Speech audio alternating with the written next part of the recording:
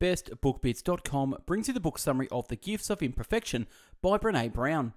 Popular writer, researcher, and educator Brené Brown offers an interactive guide that through stories, meditations, and creative activities help us embrace our flaws and live an authentic life. When our embarrassments and fears lie, we often listen to them anyway. They dwarf our gratitude, acceptance, and compassion, our goodness. They insist I'm not worthy, but we are worthy of self-discovery, personal growth, and boundless love. With Brené Brown's game-changing New York Times bestseller, The Gifts of Imperfection, which has sold more than 2 million copies in more than 30 different languages, and Forbes recently named one of the 5 books that will actually change your outlook on life. We find courage to overcome paralyzing fear and self-consciousness, strengthening our connection to the world. A motivational and inspiring guide to wholehearted living rather than just the average self-help book. With this groundbreaking work, Brené Brown, PhD, bolsters the self-esteem and personal development process through her characteristic, heartfelt, honest storytelling. With original research and plenty of encouragement, she explores the psychology of releasing our definitions of an imperfect life and embracing living authentically. Brown's 10 guide posts are benchmarks for authenticity that can help anyone establish a practice for a life of honest beauty, a perfectly imperfect life. Now more than ever, we all need to cultivate feelings of self-worth, as well as acceptance and love for ourselves. In a world where insults, criticism, and fears are spread too generously alongside messages of unrealistic beauty, attainment, and expectation, we look for ways to dig deeper and find truth and gratitude in our lives. A new way forward means we can't hold on too tightly to our own self-defeating thoughts or the displaced pain in our world. Instead, we can embrace the imperfection. So many of us are trying to live our lives according to other people's rules. We try our hardest to fit in, to do what we think we should do. We work hard at our job because society expects us to. We don't spend that much time having fun because we think people will judge us as frivolous. But what's the result of all of this? We end up leading anxious and unhappy lives. This book summary shows us another way. They highlight the need for us to embrace our own uniqueness, our own little imperfections and quirks, the thing that makes us who we are. It is by following this path of authenticity and individualism that we can hope to become happy. In this summary of The Gifts of Imperfection by Brené Brown, in this book summary you'll discover why everything looks better when you zoom out, why you should devote a decent portion of your life to play, and why you should define yourself with slashes. The Gifts of Imperfection key idea number 1. Authenticity is a choice that requires courage, compassion, and connection. Most people would like to live a life that is true to who they are. In other words, we like to be as authentic as possible. Unfortunately though, a handful of factors stand in our way. For example, a lack of self-confidence or pressure to conform. As a result, we feel we are inauthentic people, too weak to live honestly. But this is simply untrue. Authenticity isn't a quality that you either have or don't. Rather, it's a choice. One that reflects how we want to live. It's the daily decision to be honest, embrace our vulnerability, and not care what others think. And because it's a choice, we thus have the option to be authentic on some days and less authentic on those other days when we're too tired. If you do, however, choose to act with more authenticity, then you'll need to practice courage and compassion. You'll need the courage to speak your mind and allow yourself to be vulnerable in front of others. To look at this in a practice, think about the next time you really want something to happen, like winning a contest or nailing an interview. Try not to play down your hopes in these situations. Acting like failure is no big deal won't make the pain of failure any easier. In contrast, being honest about your hopes makes it possible for you to find support when you need it. Furthermore, exercising compassion allows you to recognize that you aren't alone, and that, in fact, everyone around you struggles with the exact same issues as you. Compassion, in contrast with sympathy, is a relationship between equals. In order to relate to the struggles of others, you have to acknowledge your own as well. By understanding that everyone around you has likely gone through what you're going through now, you'll have an easier time opening up to them and finding support. Before we jump into key idea number 2, just a quick reminder, if you want this summary on a PDF, pop your email in the link below and I'll send it straight to you. Back with the summary. The Gifts of Imperfection key idea number 2. Fear of shame hides behind perfectionism. Are you a perfectionist? I know I am. If you are, do not consider it to be a positive quality. Perfectionism, despite maybe sounding positive, isn't worth pursuing. It's different than striving to be your best, and it's unrelated to self-improvement. Rather, it revolves around the fundamental fear of shame. Perfectionism, in short, is the belief that if we look perfect and live and act perfectly, then we'll be able to shield ourselves from criticism, judgment, or blame. This shield, in other words, is supposed to protect us against shame. However, life as perfectionist is emotionally unhealthy because it makes our own self-worth dependent on approval or acceptance from others. Not only is perfectionism unhealthy, but it's also addictive and self-destructive. In fact, perfectionism is futile, as perfection itself is illusory. The perfectionist mindset, however, doesn't recognize these traps. Instead, whenever they inevitably fail to achieve perfection, perfectionists blame themselves for their inability and tell themselves to do better, regardless of whether that's actually possible. They become, in effect, addicted to improvement. Perfectionism can also lead to life paralysis, that is, the inability to put oneself out into the world due to the fear of imperfection. People suffering from life paralysis might, for instance, be unable to send that email to someone they admire out of fear. It won't be well received, or might leave their writing unpublished out of fear of criticism. Luckily, we can avoid the constraints of perfectionism by simply being honest about our fear of shame and by reminding ourselves to do things for ourselves rather than for others. So the next time you want to get fit, for example, don't let others' opinions of you and your body be your motivation. Instead, tell yourself that exercise and a healthy diet will make you feel better and healthier, and that your success or failure in getting fit won't affect your worth as a person. The gifts of imperfection, key idea number 3, cultivate purpose and perspective so you are resilient in the face of adversity. How many of us have tried to lose weight, but instead give up at the first sign of trouble? So many of us lack the resilience necessary to achieve our goals. Luckily, we can change that tendency. Let's start by looking at where resilience originates. Resilience comes from practicing hope.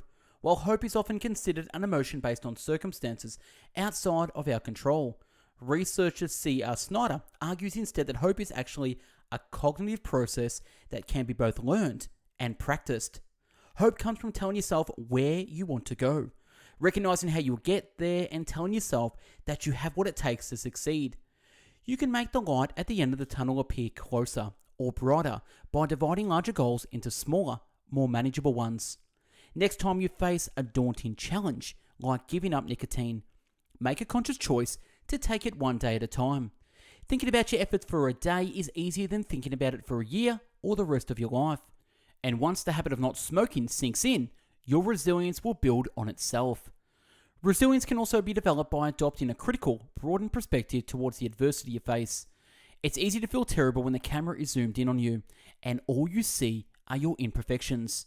But if you pan out a bit, you'll start to see that you are surrounded by people who share your struggle. Many people who have issues with body image as a result of media pressure, for instance, could benefit from adopting a broader perspective. They should ask themselves, are the images that I'm seeing real or fantasy? Am I the only person who feels dissatisfied with my body after seeing these images? Answering these questions can help people remain critical, see that they aren't alone in their struggle, and resist societal expectations, instead refocusing on self-worth. Before we jump into key idea number 4, if you want to support Best Book Bits further, I have released my new book, Success in 50 Steps, so grab a copy now, and this will go towards the further growth of Best Book Bits. Back with the book summary. The gifts of imperfection, key idea number 4. Practice being grateful for the ordinary moments in life. It's common sense that you'd be happier when you're grateful for the things you have, rather than when you're lamenting that you don't have enough. This gratitude, much like hope, is not an accidental emotion, but it is a mindset that can be consciously trained. While most people think of gratitude as the feeling that follows positive experience, in reality, it is a practice that fosters happiness. This has major implications for how we live our lives. It means that joy isn't merely the accidental result of external conditions over which we have no control. Rather, we actively choose joy by practicing gratitude. One way to actively choose gratitude is by telling yourself that what you have is enough or more than enough, rather than seeing everything in terms of scarcity. We often fall into the bad habit of faltering ourselves for not having enough. We're not rich enough, we're not thin enough, we don't have enough time, and so on. Instead, we should focus on the things we already have and understand that we could have less. With grateful perspective, you'll soon find yourself feeling more grateful no matter how prosperous you are. But above all else, the key to gratitude is to find value in the ordinary moments that make up your life. Things like tucking your child into bed, sharing a good meal, or walking home on a sunny day. That is a choice to have a grateful perspective helps people who have experienced severe trauma or sadness. People who have undergone intense traumatic experiences such as the loss of a child, violence, or genocide attest that they tend to remember fondly that mundane aspects of daily life before the traumatic experience. The gifts of imperfection, key idea number 5. To be a better decision maker, let go of the need for certainty and trust your intuition. Your intuition is one of the greatest resources in decision making. Unfortunately, however, many people find it difficult to trust their intuition. In part, it's because most people don't understand what intuition is. They think of it as a gut feeling that has nothing to do with the rationality or reason. In reality, intuition and reason are not mutually exclusive. Rather, intuition works like a rapid-fire series of associations that happen unconsciously. How so? When your brain makes an observation, it goes through your catalogs of memories in order to find relevant information. This information is compiled into the unconscious gut feeling that informs your actions. It is the exact process of unconsciously drawing on previous experiences that allows athletes, like basketball players for example, to know the precise angle and force they need to shoot a three-pointer without having to sit down first to do the math. So we can't think of intuition as opposite of reason. Rather, intuition is a simple way of reasoning that leaves room for uncertainty when making decisions. By embracing your intuition, you put trust in both yourself and the experiences that you have contributed to your knowledge. This enables you to act with a degree of confidence despite not knowing how a situation will play out.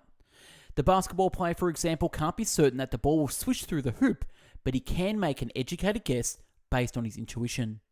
But why should you want to trust your intuition? Simply put, doing so can help you overcome your fear of risk. Most people avoid risk and uncertainty, leading them to act hesitantly and make poor decisions. By learning to embrace intuition, you'll become accustomed to taking action in the face of uncertainty and thus persevere through the fear of making the wrong decision. The gifts of imperfection, key idea number 6. Embrace your own creative potential to do away with the need for comparison.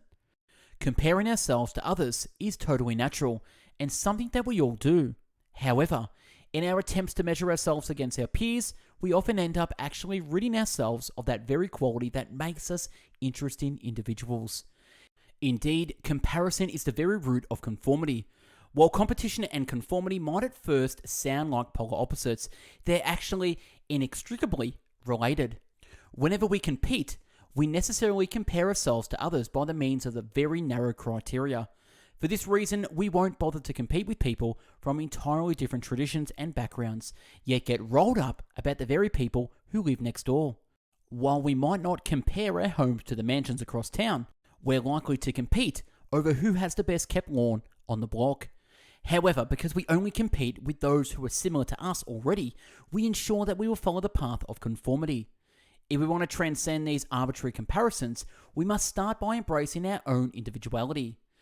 When we focus on our own unique gifts, it reminds us that the world consists of individuals, each of whom make unique and incomparable contributions. But to let your individuality shine, you'll first need to cultivate your creativity. What if you aren't creative? Hogwash, there's no such thing as creative types and non-creative types. There is a clear distinction between those who make use of their creativity and those who don't. So don't get hung up on whether you're creative enough. Just go out there and create. It doesn't matter if you paint, cook, write, make music, or whatever else. As long as you're creating, you're also cultivating your individuality. While we're on this topic, I have created something, the best 150 best book bit summaries, which you can download in the PDF below. So click the link if you want to get 150 of the best book bit summaries I have done over the years. Back with the summary. The gifts of imperfection, key idea number 7. When it comes to your well-being, play and rest are just as important as work. If someone told you to drop everything and go play right now, could you do it? Or would other obligations keep you from leaving your desk? Making time to play isn't as easy as it might seem. Our society has the bad habit of tying self-worth to productivity. As a result, we end up sacrificing things like rest, play, and our general well-being if those things appear to get in the way of our work. When was the last time you told yourself to stay up just one more hour to get more work done, despite barely being able to keep your eyes open? People think of work and play as being polar opposites. They think that by getting rid of one, usually play, they'll have more on the other. The fact is, however, that the opposite of play is not work, but depression. Humans, as have been verified by authors' research, are biologically programmed to engage in purposeless activity, meaning play. To deprive ourselves of play is to do ourselves a great disservice. In fact, cranking up the amount of play and rest you give yourself can actually make you more productive by bringing back excitement and novelty to your job, while also fostering empathy and creativity. One way to do so is by playing with your co-workers. For example, you could make it a habit to go out with your colleagues to shoot some hoops after work every Friday. Not only will the exercise and fun make you happier and healthier, you'll develop a connection with your co-workers in your professional context and improve your ability to work within your team. The same goes for rest. If you always push yourself to exhaustion, then your work and your well-being will inevitably suffer. So pay attention to your body and its needs. The gifts of imperfection, key idea number 8. Learn to manage your anxiety rather than trying to get rid of it. Life in our fast-paced, stress-filled society makes a lot of anxiety. For many people, perhaps even you, the nervousness and restlessness that comes with anxiety can be practically paralyzing. We are most often affected by anxiety when we inadvertently allow it to become an integral part of our lifestyle. This often occurs when we try to balance too many things at once without allowing ourselves to take a step back and put everything into perspective. Think about those days when everything seems to be tumbling down around you. You have to plan for an upcoming deadline at work while also thinking about what to cook for dinner, when to pick up your children from daycare, and how you'll finish writing all those holiday greeting cards in time, all while trying to stick to your daily fitness regime. When we're constantly reminded of everything we need to take care of in our short time that we have, anxiety becomes an ever-present aspect of life. Dealing with anxiety, however, doesn't mean ridding ourselves of it or even trying to avoid it. Rather, we must simply be aware of it in order to prevent it from becoming habitual. The next time you feel anxious, try approaching your anxiety with a broader perspective. Breathe slowly and focus on the moment rather than on an unknowable future. Besides, who's going to care if those holiday cards arrive a few days later? By simply taking the time to think and acknowledge your anxiety, its source and its ultimate importance, your anxiety will transform into something that is manageable rather than something that defines your life. The gifts of imperfection, key idea number 9. Identify your own gifts and talents that you can share with the world. How many times did your parents or teachers tell you to quit spending all your time drawing, singing, or playing and instead do some real work? It's high time you ignore their advice.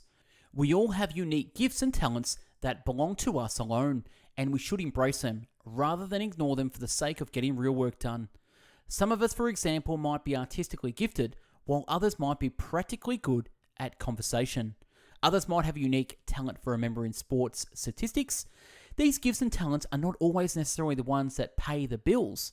Nevertheless, by identifying the unique things that we can share with the world and incorporating them in our lives, even if only marginally, we make our lives much more meaningful.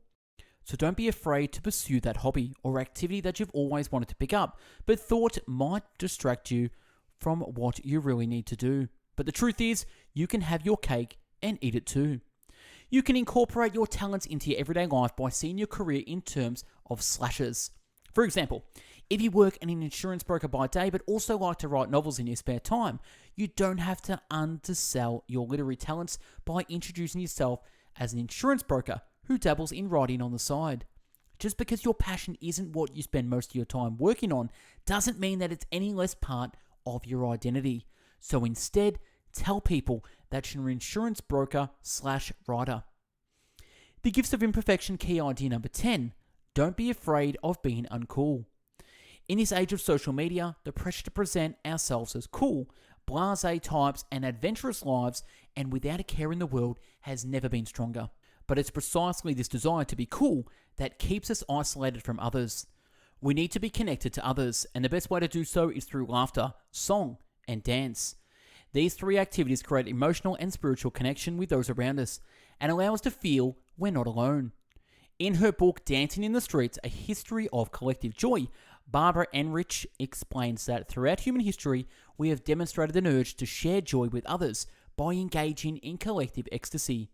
So when we laugh, sing, or dance, we're engaging in the same primal activity that affirms our place within the larger human community. All three activities, though, require us to let go in some way. Admit it, we've all had that awkward experience when we've laughed a bit too hard, sang a bit too enthusiastically, and danced a bit too intensely for the taste of those around us, and then felt an immediate pangs of humiliation when told to bring it down a notch. Laughter, song and dance all require a full body vulnerability that few of us want to risk, thus leading to a confine those activities to the privacy of our own homes and amongst trusted friends and family. We have to tell ourselves that it's okay to be uncool. It's part of the opportunity to cultivate connection with others. The only way to maintain the facade of coolness is by putting down those who are perceived to be not as cool, and to do so at the expense of genuine connection. But by throwing caution to the wind and allowing yourself to wholeheartedly enjoy activities like laughter, song, and dance without reservation, you lose the need to criticize others and gain an opportunity for genuine connection. In review, The Gifts of Imperfection book summary. The key messages in this book: living a happier, more fulfilling life is easier to accomplish than you might think. It takes practice, not miracles. Ultimately, it boils down to cultivating your courage so that you can approach others, as well as yourself, from a place of sincere compassion. Actionable advice: make some time for yourself. No matter what, take some time today to do something that you love. It doesn't matter what your obligations are. If you don't make time for yourself and your hobbies, then you will suffer in the long run. Check take a nap off your list. Look at your to-do list and cross off one item instead of replacing it with take a nap. Rest is something we all neglected, and if you spend all day every day in high gear, you'll soon find yourself too worn out to do much of anything. So get some rest. And that's a wrap on the book summary. But before you go away anywhere, if you want to support Best Book Bits, you can do this by multiple ways. First, like, share, and subscribe. Click the notification bell to be updated with the latest book summaries. To support Best Book Bits, you can purchase our book, Success in 50 Steps, which has taken 500 books condensed down over 13 years into one book. You can hire me for coaching and mentoring by clicking the link below. You can purchase our massive PDF book, 2,500 pages in 5 volumes, 150 of the best book bit summaries. You can download our 28 Steps to Making 2021 Your Best Year Ever course, and also where to find more of us. Check out our website, bestbookbits.com. Follow me on Instagram at bestbookbits. Shoot me through a DM. Have a chat with me, up for a chat.